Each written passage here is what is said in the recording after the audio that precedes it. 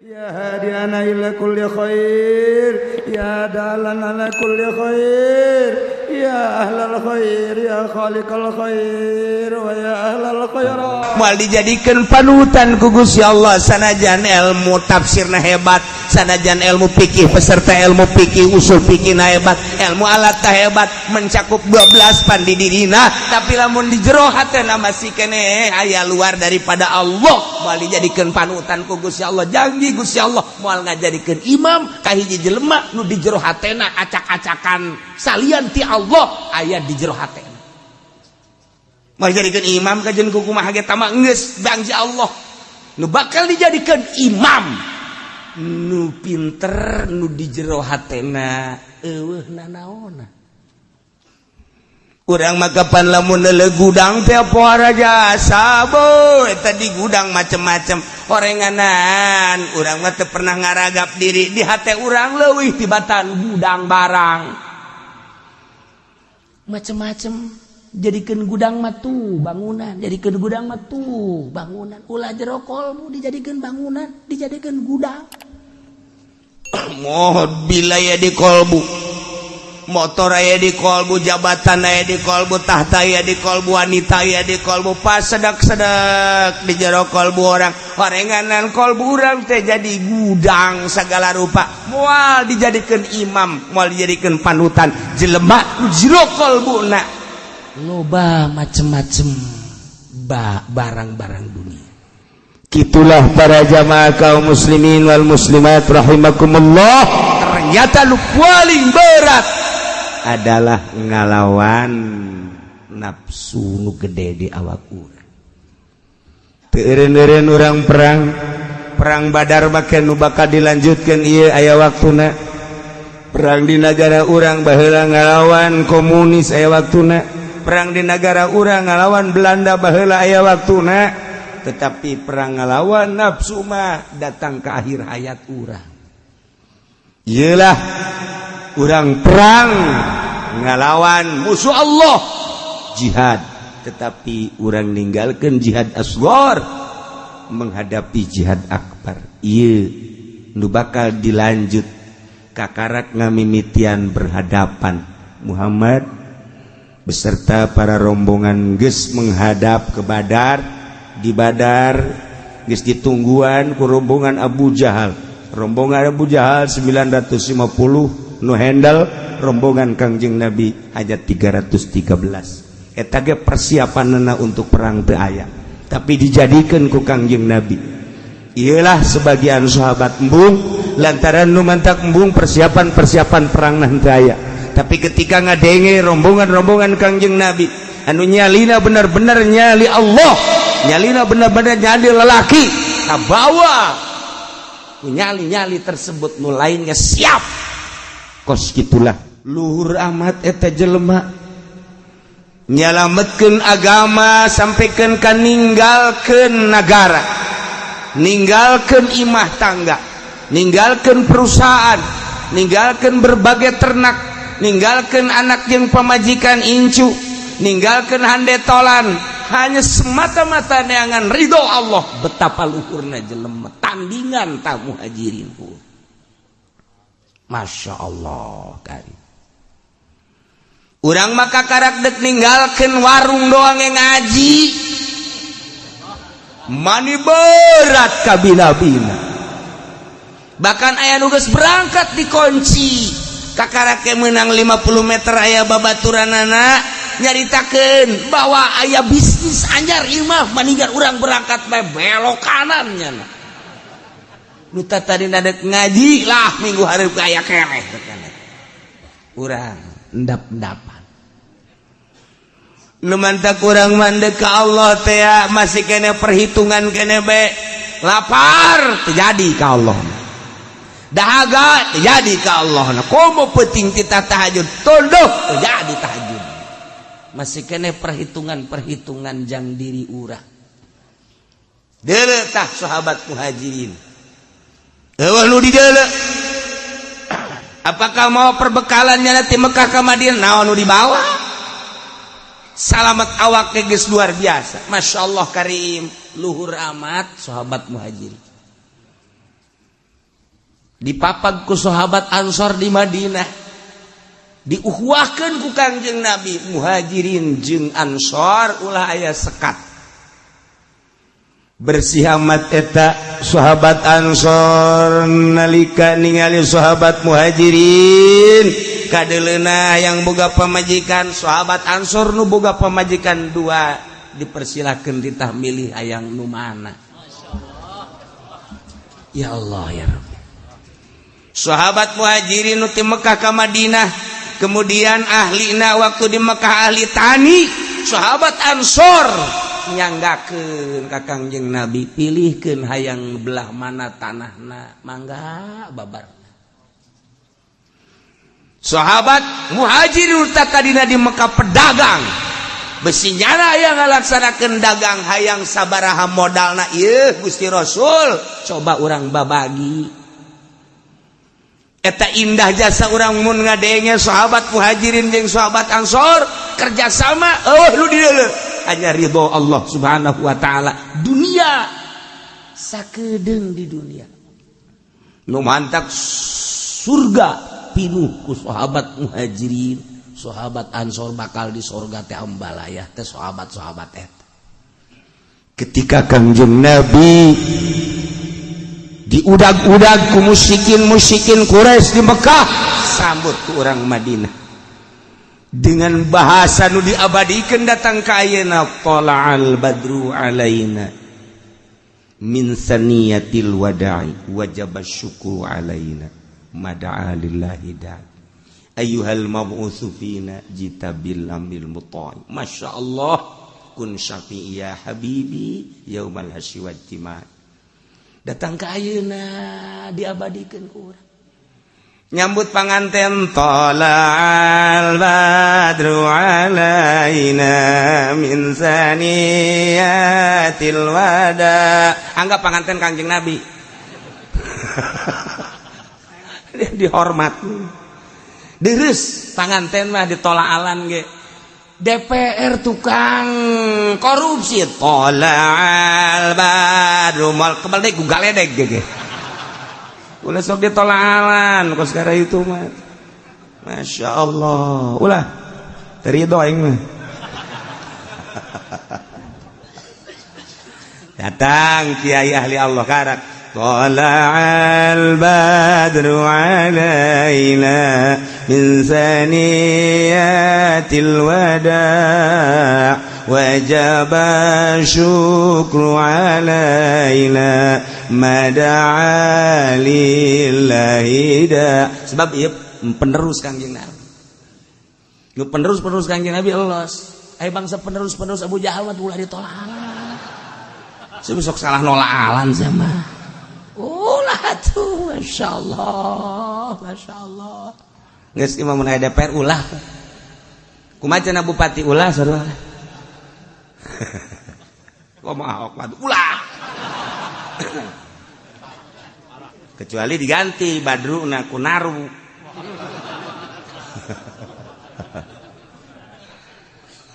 Ayolah Kangjeng Nabi di Madinah disambut.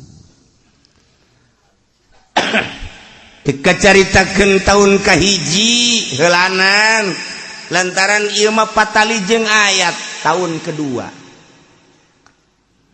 Tahun kedua ialah turun surat Al-Anfal di Madinah mengenai tentang ghanimah, jarahan-jarahan perang.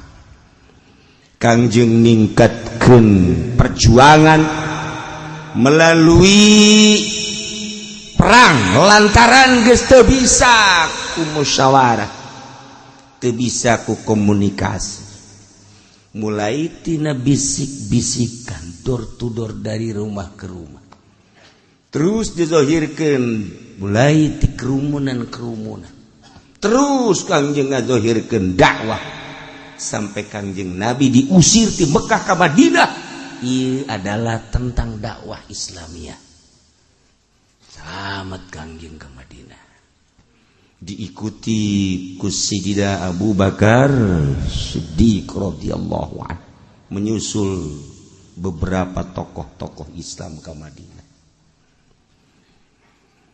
tahun kedua Kangjeng Nabi mulai menghadapi serangan-serangan Quraisy.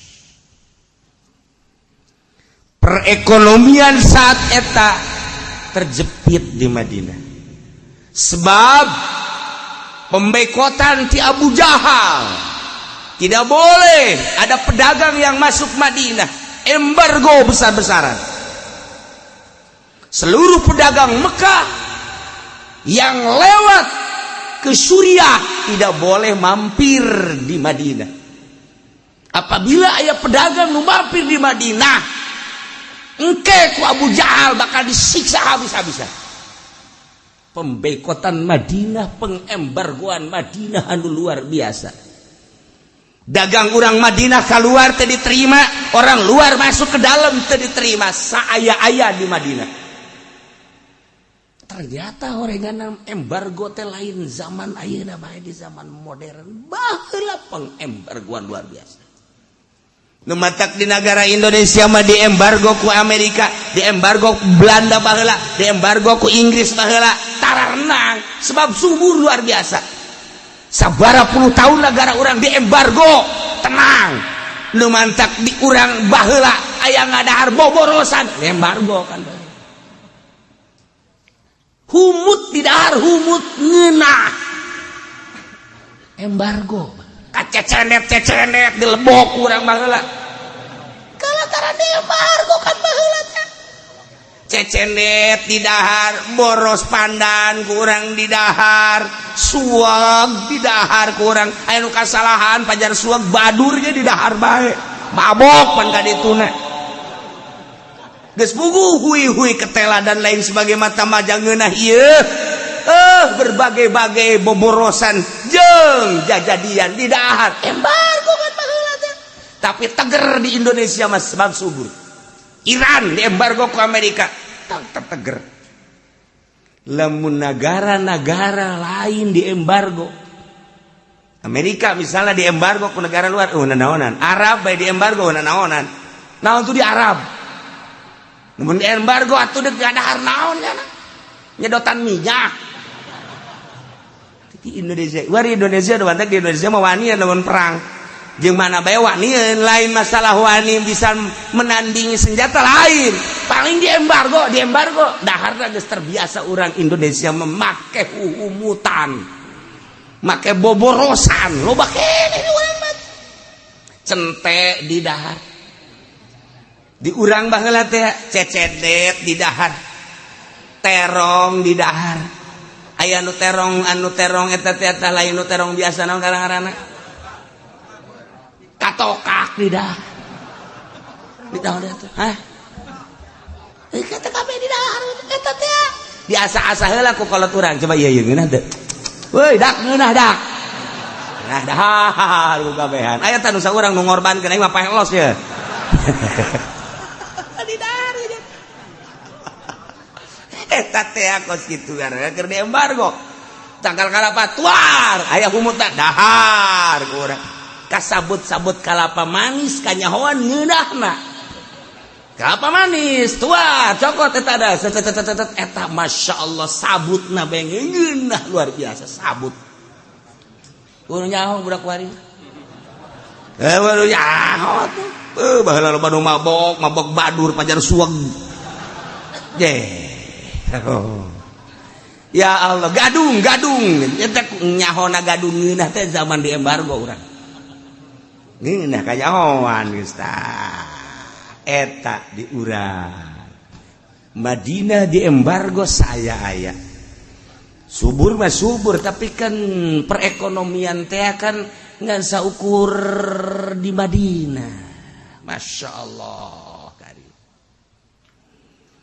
Ketika aya kabar Abu Sufyan ke Mekah beserta 40 personil lewat membawa dagangan ke Suriah. Kangjeng Nabi ngintip mendengarkan suara. Ternyata suara Abu Sufyan membawa barang-barang dagangan untuk kemajuan Mekah di tangan Abu Sufyan dan rekan. Perdagangan Mekah anu muncara kuari ngalanjutkeun ekspor imporna adalah Abu Sufyan dan rekan.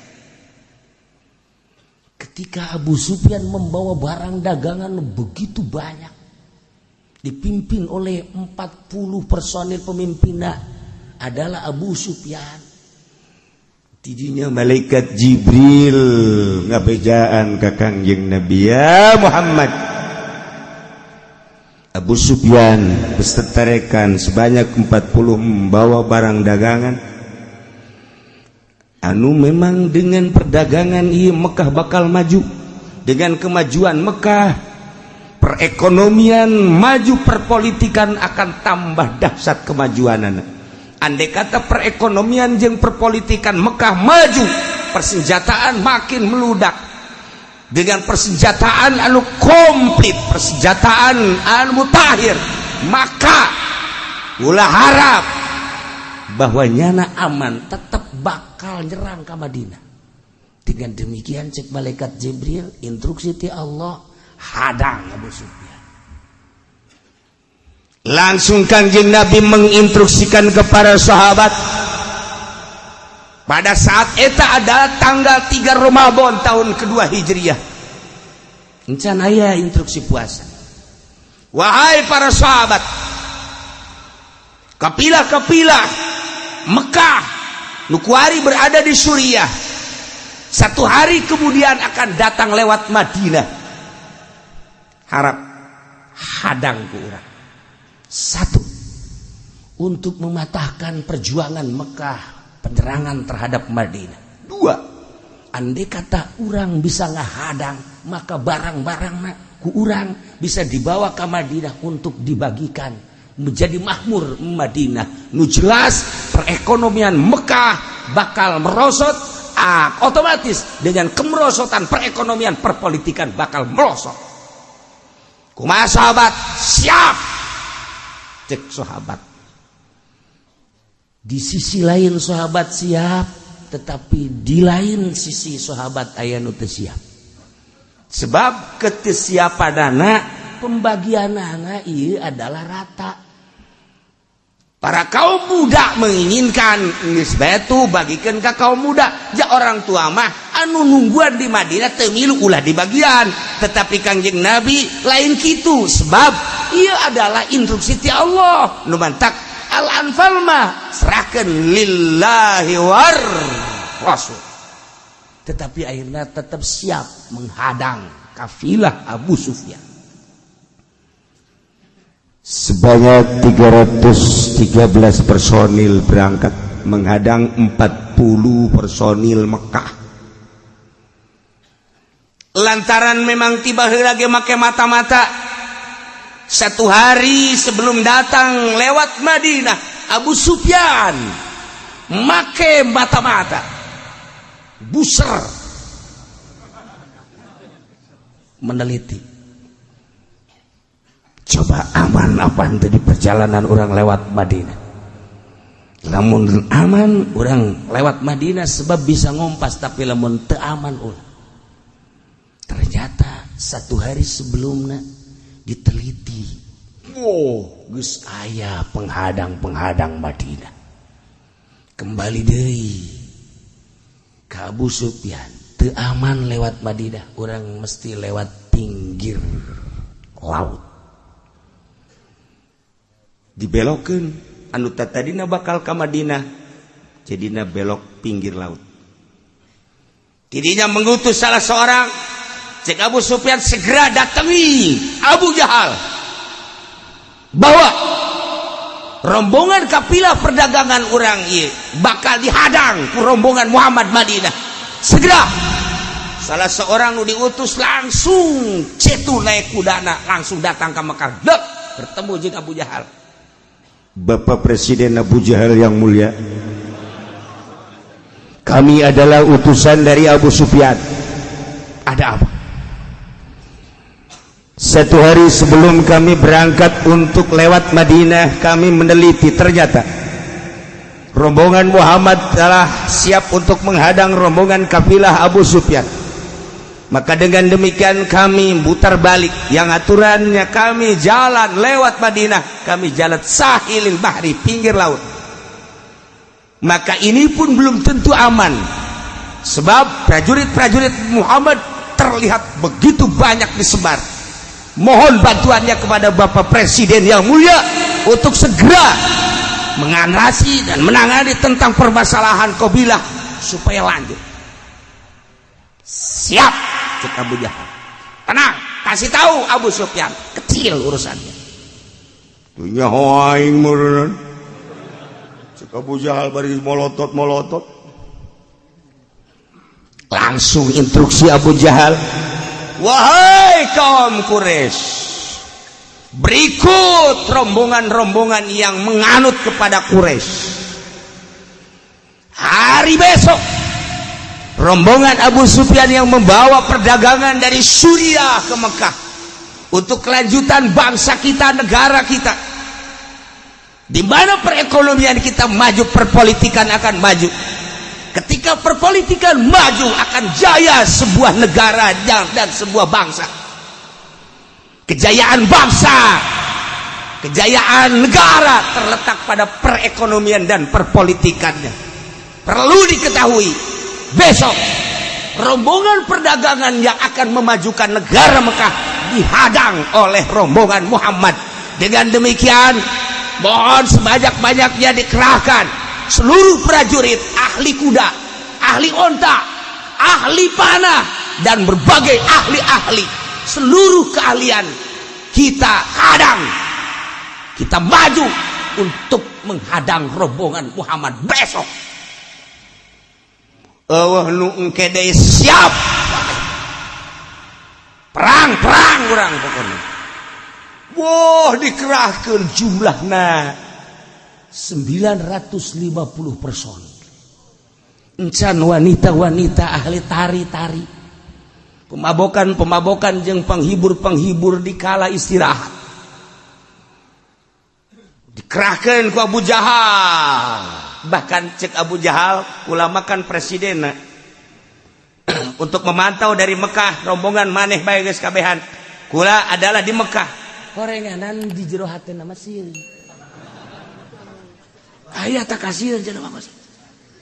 Tetapi kulantaran langsung didatangan deui kami tanpa dipimpin ku presiden.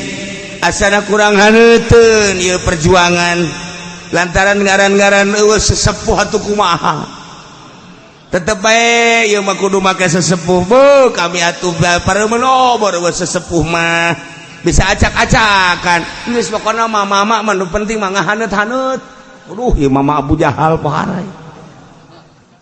Kulantaran didongkel ti sisi ti gigir, siap Abu Jahal. Berangkat 950 personil ahli penunggang kuda, ahli penunggang onta, ahli pemanah, dan ahli segala rupa dikerahkan sebanyak 950 personil ahli perang. Berangkat. Ternyata rombongan Abu Sufyan belok kiri. Nuta tadina dek lewat Madinah, nyana lewat Mekah, lewat pinggir laut. Aman. Keamanan rombongan Abu Sufyan terketahui oleh Kangjeng Nabi. Malaikat Jibril turun deui. Cik malaikat Jibril Muhammad, rombongan Abu Sufyan telah selamat memasuki Mekah. Tetapi rombongan Abu Jahal menghadap, sekarang telah ada di Badar. Kangjeng Nabi sabaraha jumlahna? Jumlah 950. Rombongan kubu kaula 313. Ulah sieun Muhammad. Bantuan kemenangan geus dijelaskeun ku Gusti Allah. Saeutik personil tapi perang bakal menang. Wah, mesti ngabejaan ku malaikat Jibril tuh geuna. Urang lamun perang kos kitu mantap atuh. Atuh pan urang mah nu ngabejaan hansip. Ya. Teu kudu ngabejaan hansip mah. Kangjeng Nabi langsung pidato, wahai para sahabat-sahabat, perlu diketahui rombongan Abu Sufyan telah selamat mendatangi Mekah. Tetapi sekarang ada yang lebih dahsyat lagi. Per hari ini rombongan Abu Jahal telah membawa personil perangnya sebanyak-banyaknya. Dengan demikian pilih di antara dua. Satu, urang dek menghadang kapilah perdagangan, menang urang mahmur. Kedua adalah perang. Kumaha ya urang kesiapan anak? Apakah cukup menghadang kapilah perdagangan atau lanjut perang? Kabeh bersuara, Muhammad ulah sembarangan. Urang awal nage nek menghadang kapilah perdagangan untuk memutuskan perekonomian Mekah. Jeung lamun ku urang beunang kapan perekonomian Madinah ku urang bisa terangkat. Ulah sok aju macem-macem segala perang segala naon. Ieu kan urang tetep persiapan, mana senjatana, mana ahli perangna. Nanya deui ka ieu kitu keneh, nanya deui ka ieu kitu keneh. Kangjeng Nabi langsung tungkul. Begitu tungkul cek sina Abu Bakar Siddiq, ya Muhammad, instruksikeun kumaha anjeun Muhammad. Andai kata memang ini instruksi perang, kami mal mundur seetik pun, lamun benar-benar instruksi ti Gusti Allah. Kamana bae berangkat kami siap bororah untuk menghadapi musuh di darat. Andai kata kita silem ke laut, kami siap untuk untuk silem babarengan. Kata Abu Bakar Siddiq kan ngeunah henteu urang mun kos kitu teh. Jadi hati teh asalna gede. Coba urang berangkat tengah peuting jeung murid-murid urang. Misalnya ya, kumaha ieu urang menghadapi kuburan. Sedangkan dirinya jelas-jelas sok loba kuntilanak. Cak santri urang ngariung ulah sok nyieun kacau kiai. Sapira urang rek ngariung doang maning balik kan ceutik ta urusan. Tapi lamun calak saurang kiai ulah sieun. Urang ieu kan dek ngariung boro-boro kuntilanak, gajah di ninjang ulah. Ulah sieun. Hayo ulat heula. Kalau mun aya nu kos kitu kan ngeunaheun. Kan ngeunaheun ieu mah teh kiai daripada orang manggian kunti anak mending baralik lah. Ciut tah urang kos kitu. Ya Sayyidina Abu Bakar Siddiq masyaallah luar biasa. Keistimewaan nyalina, kagagahan nyalina. Teu aya mundur saeutik-eutik acan, masyaallah karim. Kitu kene Miqdad bin Amrin, imdi kama amarakallah, langsungkan sebagaimana petunjuk Allah jeung perintah Allah. Fa ana maka haitsu ma ahbabta, kaulah berangkat babarengan jeung anjeun Muhammad, cak Miqdad bin Amrin. Naon ku anjeun diharapkeun jeung dipikaresep, silakan. La naqulu laka kama qalat Banu Israil li Musa, kami mau ngomong ke anjeun Muhammad sakumaha kaum Bani Israel ngomong ke Kangjeng Nabi Musa. Kaum Bani Israel mah ngomong ke Kangjeng Nabi Musa, na idhab anta wa rabbuka faqatila inna haula qa'idun. Muhammad Musa, maneh berangkat jeung pangeran maneh perang duaan bae, kami bade di dieu bae. Eta kan kaum bloon cakeuna kopi. Tapi walakin idhab anta wa rabbuka faqatila inna ma'akuma muqatilun. Kami mah idhab anta Muhammad berangkat anjeun wa rabbuka jeung pangeran anjeun faqatila anjeun perang inna ma'akum kami ngabarengan jeung anjeun duaan muqatiluna siap perang moal ditinggalkeun saeutik-eutik aja. Kangjeng Nabi patabassama senyum ngadenge letusan-letusan sahabat anu menggebu teu pernah sieun saeutik-eutik aja. Bahkan aya nu ngomong, wahai rombongan anak loba, urang mah saeutika. Ulah sieun ku rombongan lobaan. Lobaan ge ari nyalina jadi cewek baheuna naonan. Urang saeutika tapi nyali lalaki. Ketika urang sieun cekel peler. Aya sikian tahu. Lamun urang nyekel peler haju eueuh sikian berarti urang jadi cewek. Sahabat teh sararieu, masyaallah. cek ahli hikmah mah urang ningali dal jeung zal kan akur, dal jeung zal teh akur, tapi dal jeung zal beda nilaina. Dal mah nak tunangan 4, tapi zal nak tuna 700. Dedeg pangadeg akur dal jeung zal, tetapi ternyata orang yang nilai kekuatanana leuwih tinggi zal. Kitu keneh. Manusia kafir, manusia muslim manusia, tapi dedeg pangadeg dan nu akur nyali nu beda. Ya nama perang sieun modal, urang mah pae surga. Titik. Tah urang lamun ngadenge kitu kan buringas perasaan. Ngeunaheun rasaan teh. Tapi lamun urang ngaharapi boro-boro neuk nanaon karena kuntilanak doang. Seserianana aing mah nu teu kuat ge. Tah eta doang. Gusti, ayo ku kuntilanak mah ge sieun. Geus ulah perang nu kos kitu mah tuh. Ulah perang atuh sieun ku kuntilanak mah. Masyaallah karim ieu sahabat-sahabat Kangjeng Nabi luar biasa. Eueuh sieun saeutik-eutik acan. Di antarana deui aya nu berbahasa tinggi sahabat. Jeung sahabat law istaradta bila hadzal bahra, lamun anjeun mengarungi lautan fatuh, kami ge siap untuk mengarungi lautan. Bakhadnahu ma taqallafa minna ahadun moal aya nu tinggalun saurang-urang ocah. Wa ma nakrahu an talqiya bina atuwana. Kasihan kami menghadapi musuh, siap dekira habae. Wa innal sabru innal haram, siap. La'allallah yurika minna ma takarra bihi ainu, pasirna ragat ayo ala barakatillah. Kangjeng Nabi ngadenge kitu kan mantep luar biasa. Maka rombongan Abu Jahal sebanyak 950 dengan persenjataan anu komplit mutahir. Rombongan Kangjeng Nabi hanya 313 berangkat menghadap Badar.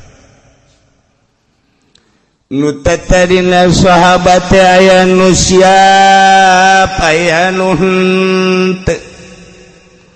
Lantaran nu mantap teu siap teh lain sieun ka musuh, teu aya persiapan perang. Perang teh agapan lain lalagaan, kudu make persiapan perbekalan di antara panah tameng jeung sajabana kudu siap. Sementara ieu mah pantata dina gendek ngahadang kopi lah, tapi ternyata dibilukeun ku Kangjeng Nabi dengan sigap singkat mendadak tanpa pulang deui ke Madinah. Persiapan kurang, tetapi Kangjeng Nabi terus menginginkan perang. Sahabat sebagian aya numrod, padahal geus dijelaskeun ku Kangjeng Nabi. Iyalah turun ayat. Kama akhrajaka rabbuka min baitika bil haqq wa inna fariqam minal mu'minina lakarihun.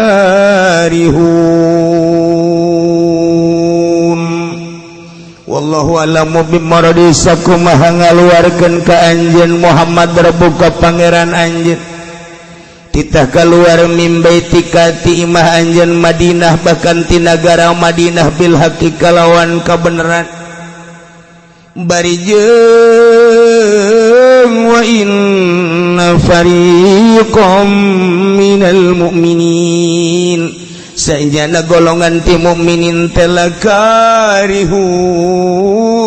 yakin tentang arambung perang lantaran persiapan perang nanti aya. Ialah instruksi Kangjeng Nabi anu henteu kaluar ti wahyu ti Gusti Allah. Malaikat Jibril 2 kali datang. Datang pertama nyaritakeun tentang penghadangan kafilah. Datang kedua kali titah berhadapan jeung prajurit anu gede. Sahabat terombang-ambing perasaanana. Sakadar berangkat dan menghadang kafilah, tapi ternyata kejadian anak kudu perang. Iyalah wa inna fariqam minal mu'minina lakarihun. Sanyana sebagian golongan mukminin teh embungeun perang teh lain sieun, tapi horenganan ieu perang teh mengandung resiko anu tinggi. Yujadilunaka fil haqqi ba'dama tabayyana ka'annama yusaqun. Yujadilunaka nentang para farikon sebagian sahabat kanjeng Muhammad fil haqqi dina kebenaran perang badama tabayyana sabada jelas instruksi ti Gusti Allah tentang perang. Sahabat nentang ka'annama yusaquna ilal maut, seakan-akan jana digiring kana maut. Dibayangkan ku urang Abu Jahal beserta prajurit dengan perlengkapan anu mutakhir, lengkap pohara. Kejituan nana dina perang teges terketahui lantaran kapan balad nyana waktu keur di Mekah, sementara mukminin hanya sekedar mau perlengkapan pedang doang. Sapira dek menghadang kafilah, ka'annama yusaquna ilal maut, seakan-akan digiring ke paeh. Wahum yanzurun, bari sahabat geus kadeuleu kunyana bakal pararae urang kabeh. Itulah perjuangan para sahabat. Iya nanti nyata urang bakal pararae. Iyalah alasan pikarohatihim lah. Dina embung para sahabat perang teh lain sieun, tetapi dengan kuantitas saeutik sakadar 313. Kelengkapan hanya sekedar pedang, sementara di Mekah geus kadenge sahengna Abu Jahal beserta prajurit-prajuritna. Tetapi dengan kebesaran nyali mukminin, Sayyidina Abu Bakar Siddiq, Sayyidina Umar, Sayyidina Miqdad, jeung berbagai sahabat-sahabat anu lain tampil dengan prima, siap untuk menghadapi perang di Badar. Iyalah diabadikeun tentang perang Badar, terketahui ku Yahudi, terketahui ku Nasrani sadunia kuari ketika membaca ayat ieu. Keistimewaan mukminin dalam rangka li'ilai kalimatillah nu dideuleh hiji ridho Allah subhanahu wa ta'ala. Maka ayat ieu lain lalagaan jang ngajadikeun motor ka urang sebagai mukminin untuk menghadapi peperangan jeung kafirin. Ulah sieun setik-etik aja. Teu kudu sieun ku mutakhirna perlengkapan. Teu kudu sieun ku lobana musuh. Lantaran mukminin mah dilindungi ku Allah Subhanahu wa taala. Hiji, menang luhur agama. Eleh korban paeh surga Allah. Sakumaha mukminin waktu ndek ngahadang ge loba anu embungeun, lantaran embungeunana lain sieun sebab pembahagiaanana ternyata kudu akur bae diserahkeun ka Allah jeung Rasulna.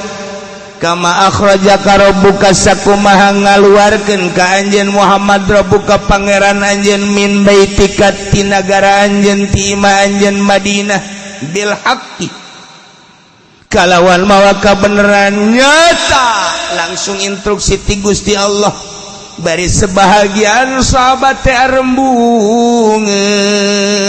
Sakumaha arembungeunana sahabat anu dek berangkat dek menghadang perang ge embung ku sebab naon persiapanana teu lengkap. Setelah Kangjeng Nabi nyaritakeun ieu adalah momen anu moal aya duana. Sebab kula instruksi lain ti diri kura, Jibril datang ka kula titah menghadapi peperangan anu dahsyat. Ulah sieun satik-etik aja. Maka sahabat siap, nu tadina rada hembar-hembir, nu tadina rada suan sieun, nu tadina dibere embung perang, tapi ternyata waletupan bahasa-bahasa sahabat anu nyelina gede, Abu Bakar, Mikdad dan lain-lain sebagainya. Mundur jeung eueuh sieun satik-etik acan, kabawa nu sejen ge. Siap perang tempur walaupun kuku mage urang laksanakeun perang menghadapi prajurit-prajurit Abu Jahal datang ke Badar. Masya Allah. Selama Abu Jahal menunggu kedatangan Muhammad lantaran Kangjeng Nabi Muhammad teh ayana di belah kananeun Badar, Abu Jahal teh dirinya hiburan minum-minuman heula. Abu Jahal beserta rekan teh tidinya tagonian nyanyi-nyanyian heula. Abu Jahal teh tidinya teh menunggu kedatangan Muhammad. Mencit ontana ge sapoe teh kadang-kadang aya 10, kadang-kadang 9, kadang-kadang leuwih. Matak Sayyidina Ali teh pangjitu-jituna jelema menerka rombongan Abu Jahal. Aya 2 jelema nu didatangan ku Sayyidina Ali.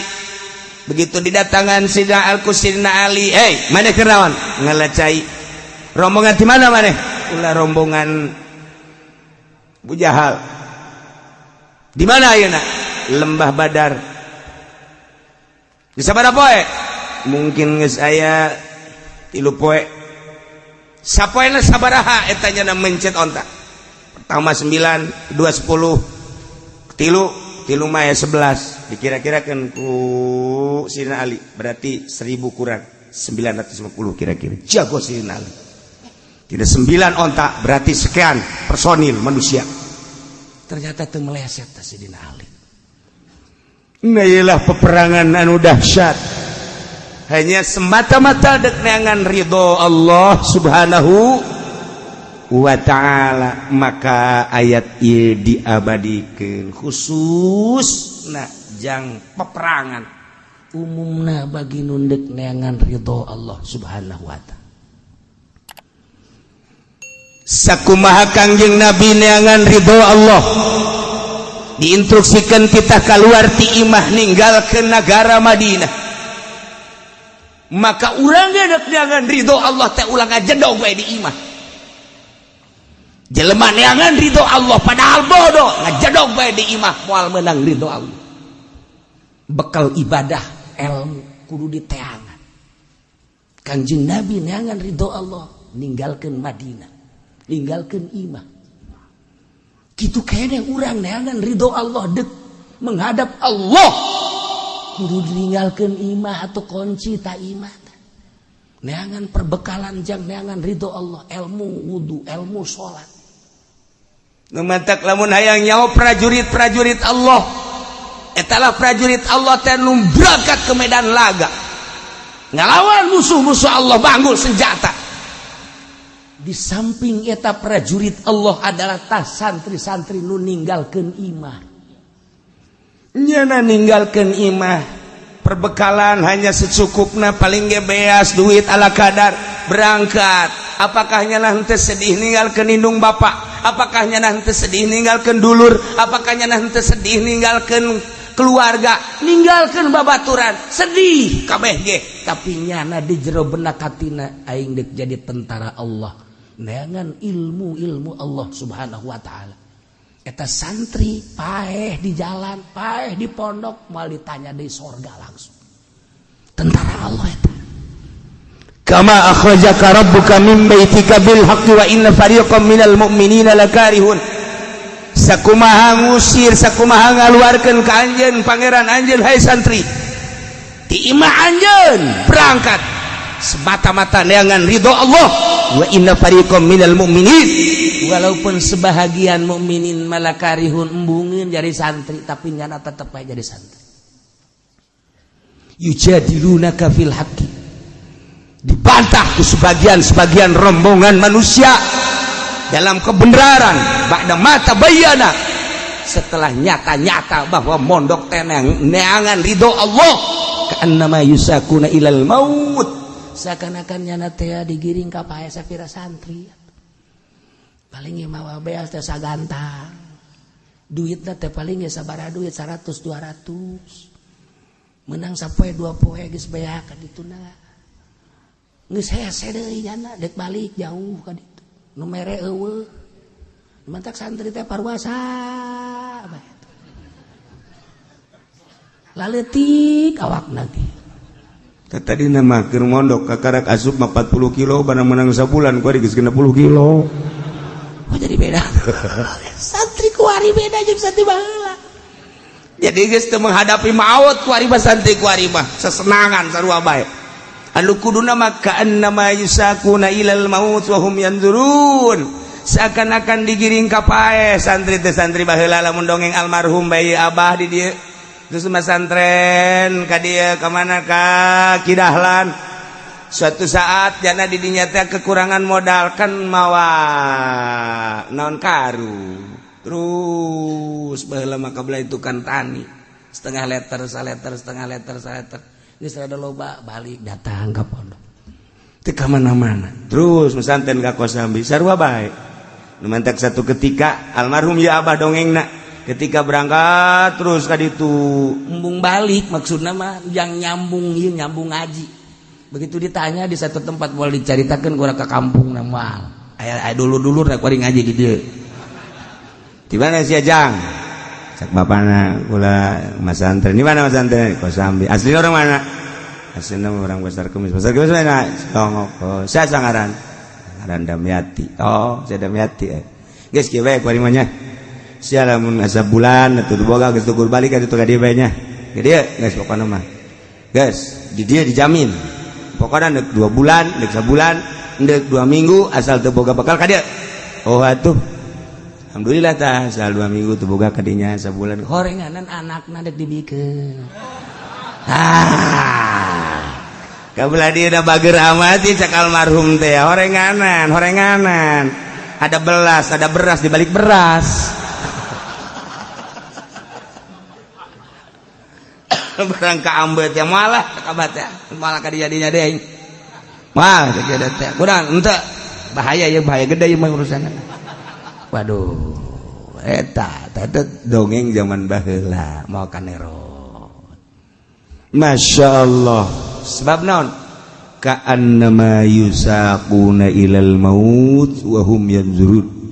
Mantak santri baheula kualitas jeung nu kuari beda. Jauh. Baheula ngaji teh ngaji babakalan saaya-aya. Kuari mah asal bu duit aya keneh balik. Bah, ya naon ieu? Naon eta? Ieu naon ieu? Atuh kampak tah mah. Ya ieu. Lamun teh dibere duit rada gede ya katarang abah ieu. Atuh sia nu. Nu matak di pondok ke dia sia teh ulah kos kitu teu bisa, Bah. Mondok tapi emang urusan lain deui, Bah. Emang sia yang naon HP, anyar HP. Aduh. Santri kuari mau kos karar itu. Nomor kahiji nyaritakeun indit Kangjeng Nabi ti nagara Madinah beserta para sahabat hendak perang ngaluhurkeun agama Allah menghadapi musuh-musuh Allah. Nomor kaduana santri anu kudu kaluar ti lemburna masing-masing dek neangan ilmu-ilmu Allah jang ngaluhurkeun ngajungjung agama Allah. Nomor katiluna urang ibadah ka Gusti Allah teh kudu bisa kaluar ti nagara urang. Nagara urang teh awak urang teh loba kabutuh dahar jeung nginum sare jeung gima eta teh nagara urang. Urang lamun ibadah teh ngajujurung awak bae atuh kitu bae isuk dahar ke sore dahar gitu kene nginum deui ke ngarokok terus bae sare kebelah dituna atuh teh yang boga pemajikan moal jadi wali ibadah aya di negara urang bae mah. Urang kudu keluar di negara urang, negara perwatakan awak urang. Mata teh ngabogaan perwatakan urang kudu keluar tina perwatakan negara mata. Celi urang teh ngabogaan perwatakan urang kudu keluar tina negara perwatakan celi. Urang teh kudu boga kudu naon sungut urang teh ngabogaan perwatakan hayang nu ladat-ladat. Urang kudu keluar tina perwatakan negara sungut nu ladat-ladat.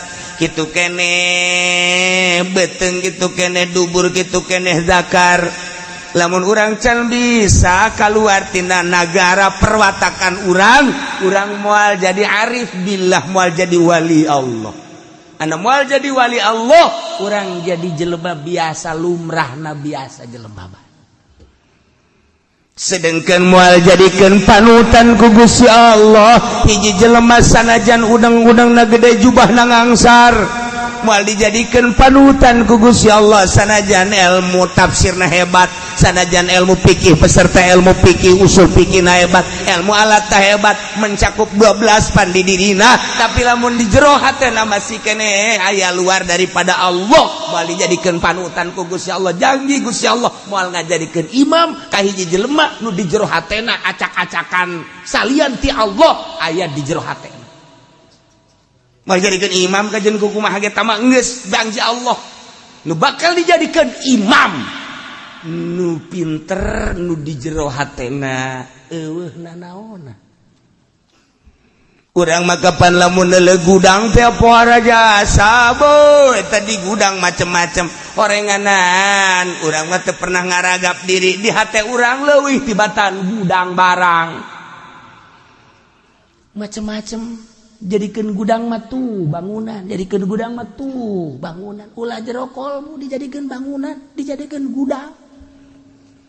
Mobil aya di kolbu, motor aya di kolbu, jabatan aya di kolbu, tahta aya di kolbu, wanita aya di kolbu, pas sedak-sedak di jero kolbu orang, orenganan kolbu orang teh jadi gudang segala rupa. Moal dijadikan imam, moal dijadikan panutan, jelema nu jero kolbuna.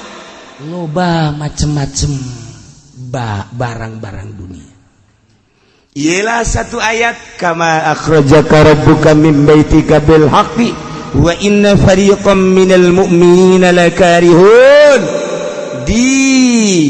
Diturunkeun tahun kedua Ramadan Hijriah jang perang ngalawan musuh Allah dijadikeun ku ahli suluk jang paranti neangan ridho Allah dijadikan ku ahli hakikat sebagai keluar ti negara sorangan. Awak urang teh negara urang satungtung urang teh keluar ti negara urang moal jadi arif billah.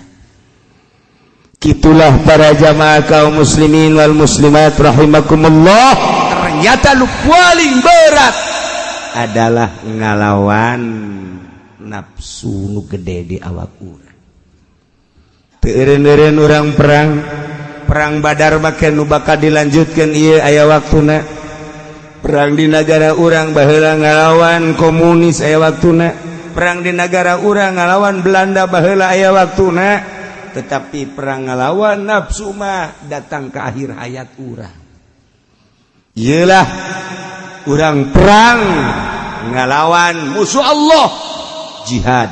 Tetapi orang ninggalkan jihad asghar menghadapi jihad akbar. Ieu nu bakal dilanjut kakarak ngamimitian berhadapan Muhammad beserta para rombongan geus menghadap ke Badar.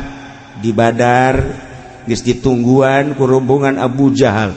Rombongan Abu Jahal 950 nu handle rombongan Kangjeng Nabi ayat 313. Eta ge persiapanna untuk perang teu aya, tapi dijadikeun ku Kangjeng Nabi. Iyalah sebagian sahabat embung lantaran nu mantak embung persiapan perang nah teu aya.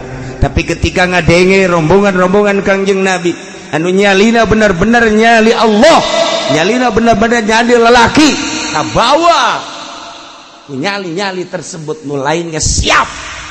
Kos gitulah sejarah perang Badar kakarak datang ka yujadilunaka fil haqqi ba'da ma tabayyana ka'annama yusakuna ilal maut wa hum yanzurun wa idh ya'idukumullahu ihda ta'ifatain wallahu a'lam.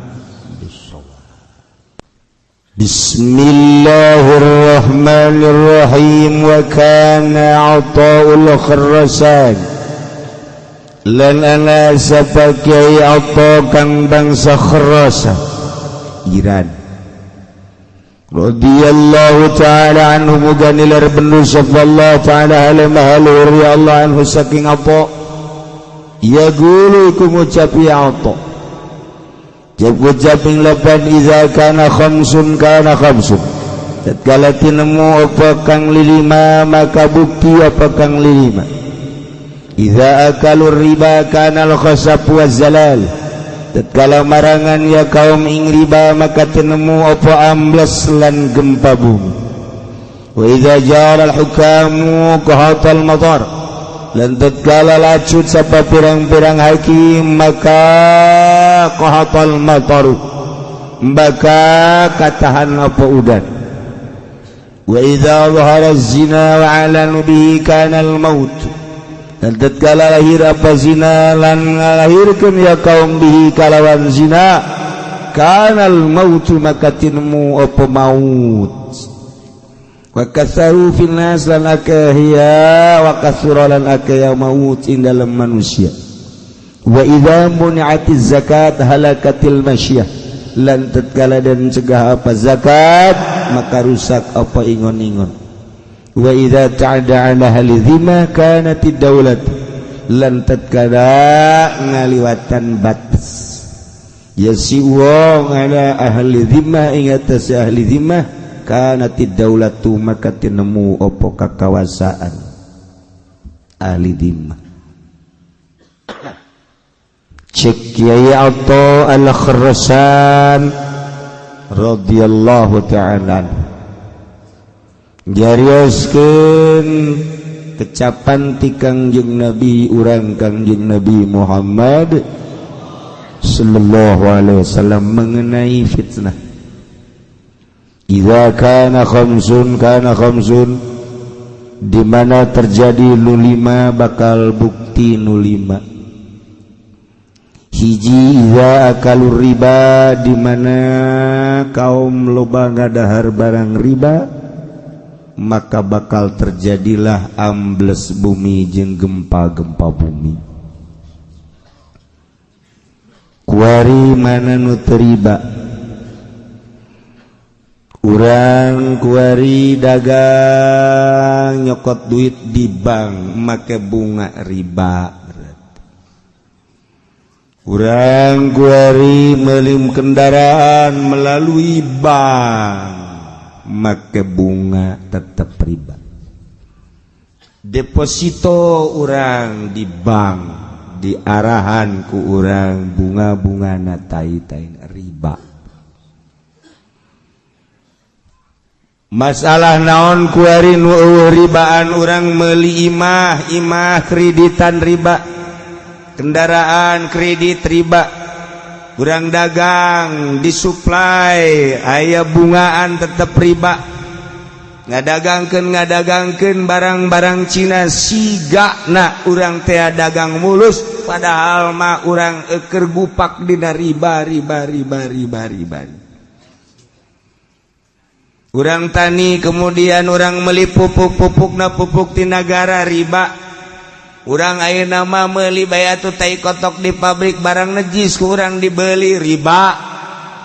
Mana nun teu riba kuari.